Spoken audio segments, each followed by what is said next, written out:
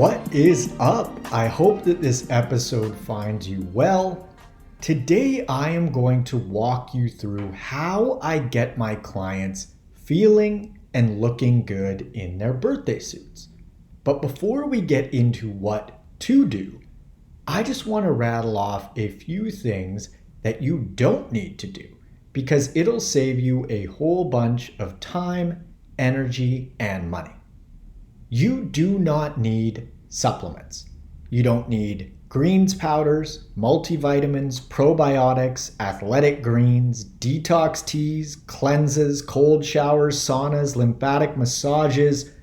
You don't need to buy organic food. You can, if you'd like to, of course, but it is not required.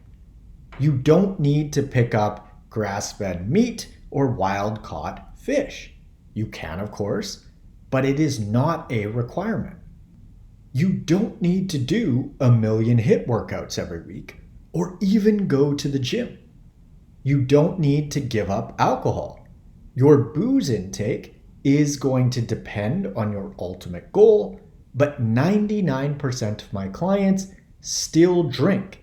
And as you can see via the transformations page on my website, still get great results.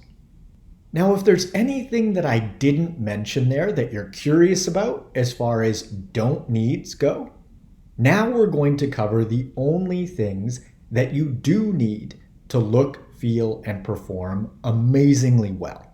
And therefore, if I don't mention that specific thing that you were wondering about, you don't need it. First up, the most important input in regards to looking good naked is without a doubt nutrition. Your diet is priority number one for anything body composition related. Dial in your calorie intake first and foremost. Be sure that you are eating enough protein, and then feel free to distribute your carbohydrate and fat calories however you'd like. So if you prefer to eat higher fat and lower carb, go for it. If you prefer to eat higher carb and lower fat, cool. If you'd rather go with a moderate carb and moderate fat approach, that works too. Just be sure that you're eating enough protein regardless. And that amount is going to be roughly in the ballpark of 1 gram of protein per pound of body weight, or ideal body weight. As far as determining your total calorie intake goes, it is going to depend on a number of factors, but most folks maintain their weight at around 15 calories per pound of total body weight. But if your goal is fat loss, you need to be in a calorie deficit. And so hypothetically, if you do maintain at 15 calories per pound of body weight, you are going to need to be lower than that in order to lose fat. Also, I would recommend getting the vast majority of your calories from single ingredient whole foods because they are both the healthiest and the most filling. 2 birds, 1 stone. What is a single ingredient whole food? Simply put, a single ingredient whole food is a food with one ingredient in its whole form. For example, salmon contains salmon. The ingredient in eggs is just eggs. Rice is made of rice, potatoes contain nothing but potatoes, and avocado is made of no more than avocado. On the contrary, processed foods have a whole bunch of ingredients, many of them that are often hard to pronounce, and so those products do not fall under the single ingredient whole foods umbrella. And I say products because that's what they are. They are products that are manufactured in facilities by companies, not by Mother Nature. We all know that fast food is not something that we want to be eating on a regular basis because it's so heavily processed, but so are things like fake meats, like Beyond Burger or Beyond Meat.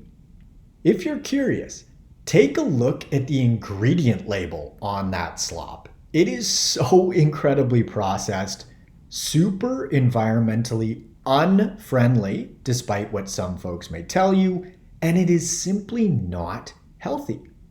Real meat, like beef, is healthy. Mother Nature designed it perfectly. The second thing that you'll need to look good naked is sleep.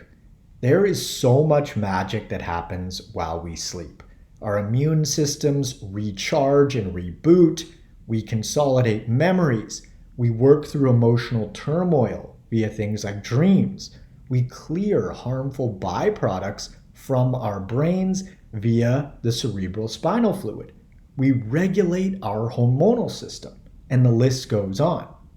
Also, we just chatted about how nutrition is the biggest input in regards to changing our body composition, and sleep does an incredible job of lending itself to healthier eating directly via improved decision making. For example, when we are well slept, we're far more likely to make better food decisions. The research shows that we eat on average about 300 to 500 extra calories per day when we haven't slept enough. And let's just split the diff and say it's 400. There are 7 days in a week, and 400 times 7 equals 2,800. If you consume 2,800 extra calories per week subconsciously just because you haven't spent enough time in bed, man, that is a recipe for fat gain, not setting yourself up for success. Not to mention all of the detrimental health impacts of not sleeping enough in and of itself. So get your 7 to 9 hours of sleep per night based on your individual needs, and preferably wake up without an alarm just to be sure that you are completing all of your sleep cycles. And practically for most folks, given that they have set work schedules, the only way to realistically implement that is you'll just need to go to bed earlier, and then you'll naturally wake up earlier. You're not losing any time in the day, you're just shifting the time in which you are awake versus asleep. Next up, we have movement. And I say movement because you don't actually have to go to the gym or even quote unquote work out to look good naked. If you want to build a bunch of muscle, okay, in that case you will need resistance exercise of some sort.